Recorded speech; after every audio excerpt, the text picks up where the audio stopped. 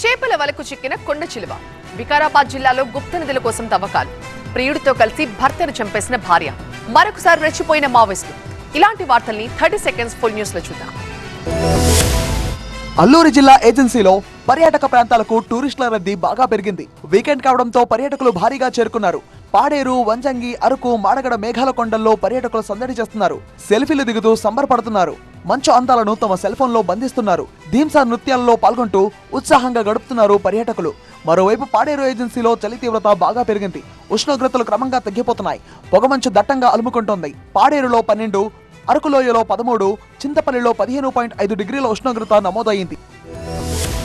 ప్రియుడితో కలిసి భర్తను హతమార్చింది ఓ భార్య. ఆ తర్వాత తన భర్త బలవన్మరణానికి పాల్పడ్డాడంటూ అందరినీ నమ్మించే ప్రయత్నం చేసింది. ఈ ఘటన తిరుపతి జిల్లా చిగురువాడలో చోటు చేసుకుంది. గోవింద్ అనే యువకుడికి మానస అనే యువతితో గత ఆగస్టులో వివాహం జరిగింది. అయితే అంతకుముందే మానస మరో అబ్బాయితో ప్రేమాయణం కొనసాగించింది. దాంతో భర్త గోవింద్ ను హతమార్చితే ప్రియుడితో కలిసి ఉండవచ్చని మానస భావించింది. అంతే, గోవింద్ ను ప్రియుడితో కలిసి గొంతు నొలిమి హతమార్చింది. ఆ తర్వాత అమాయకురాలిలా నటించింది. భర్త బంధువులకు ఫోన్ చేసి అప్పుల బాధ తాళలేక గోవింద్ బలవన్మరణానికి పాల్పడ్డాడని చెప్పింది.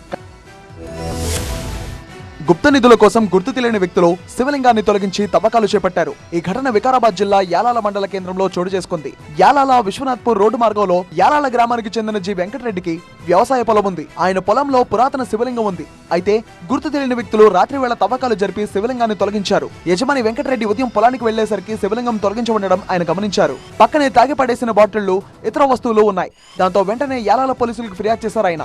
తవ్వకాల్లో బయటపడ్డ శివలింగాన్ని చూసేందుకు చుట్టుపక్కల గ్రామాల ప్రజలు ఎగబడ్డారు. వల విసిరితే చేపలు చిక్కుతాయి. చేపలు పడాలంటే ఏదో ఒక ఎర వేయాలి. కానీ ఖమ్మం జిల్లాలో ఓ విచిత్రం జరిగింది. ఎలాంటి ఎర వేయకుండా ఏకంగా 15 అడుగుల కొండ చిలువ వలకు చిక్కింది. తిరుమలాయిపాలెం మండలం పిండిప్రోలు శివారులోని చెరువులో ఈ ఘటన జరిగింది.